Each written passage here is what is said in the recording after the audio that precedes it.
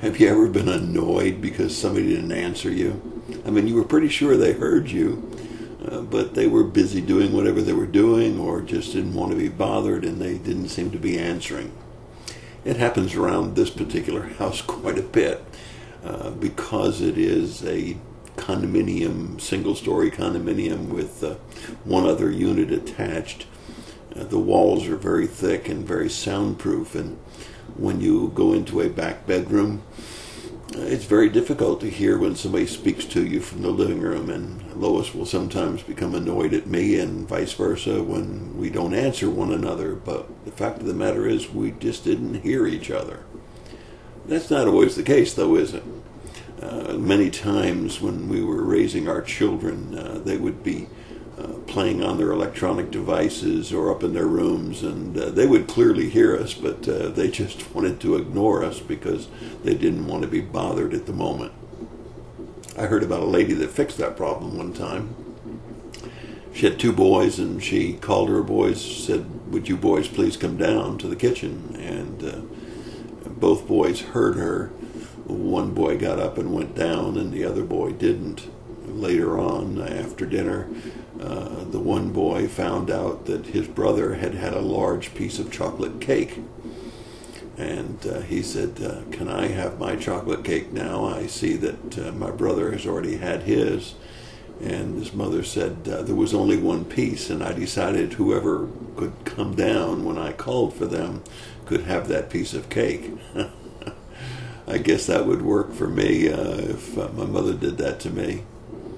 Nevertheless, I read in the Daily Bread a couple of years ago that a boy from Oklahoma didn't have an NFL team in Oklahoma.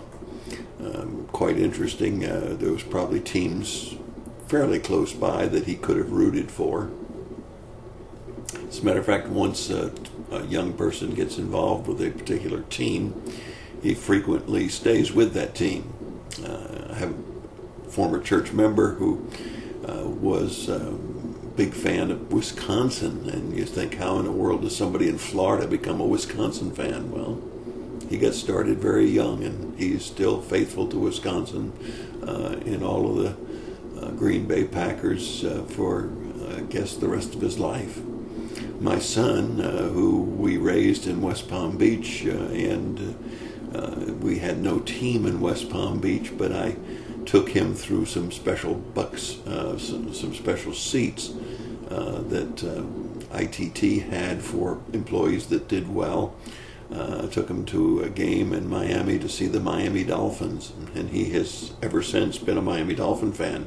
Even when we moved to Tampa, and it was the Tampa Bay Buccaneers, he stayed faithful to root for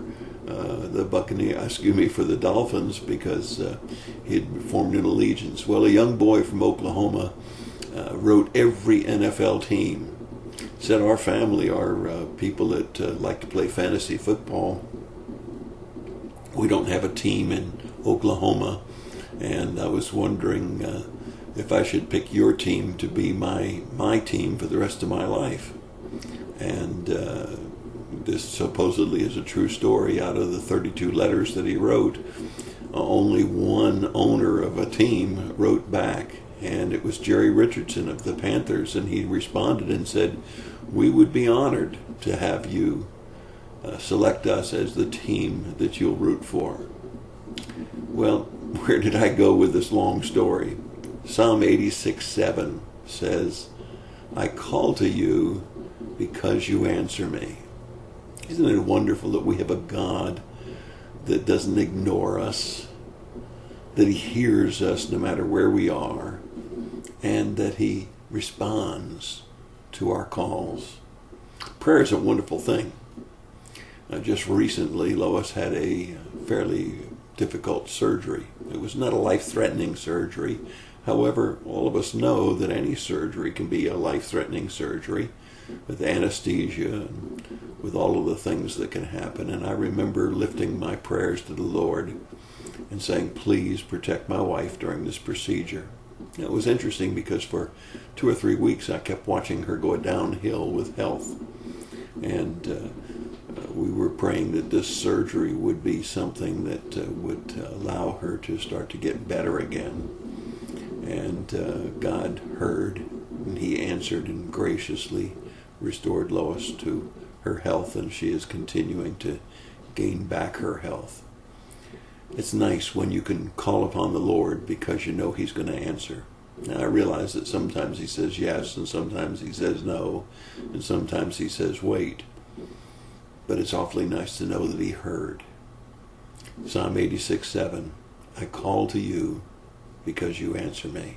That's your thought for the day. God bless you and have a great day.